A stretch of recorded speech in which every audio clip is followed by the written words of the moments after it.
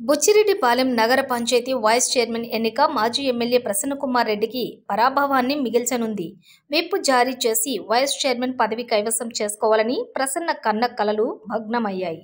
బుచ్చి పట్టణం వైసీపీ కౌన్సిలర్లు ఎమ్మెల్యే వేమిరెడ్డి ప్రశాంతిరెడ్డికి జై కొడుతూ సైకిల్ ఎక్కిస్తున్నారు.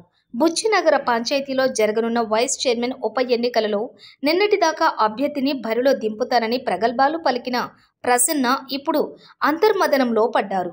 వైసీపీ కౌన్సిలర్ల వలసలు చూశాక నిన్నటిదాకా విప్ జారీపై హడావుడి చేసిన మాజీ ఎమ్మెల్యే ప్రసన్న శిబిరం ఢీలా పడిపోయింది.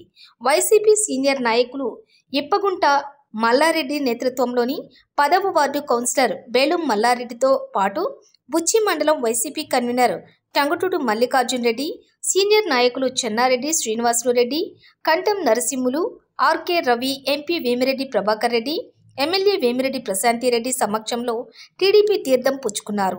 మాజీ ఎమ్మెల్యే ప్రసన్న నియంతృత్వ ధోరణిని నిరసిస్తూ తాము టీడీపీ బాట పట్టామన్నారు. వేమిరెడ్డి దంపతుల నాయకత్వంలో బుచ్చిరెడ్డిపాలెం అభివృద్ధి చెందుతుందన్న ఆశాభావం వ్యక్తం చేశారు.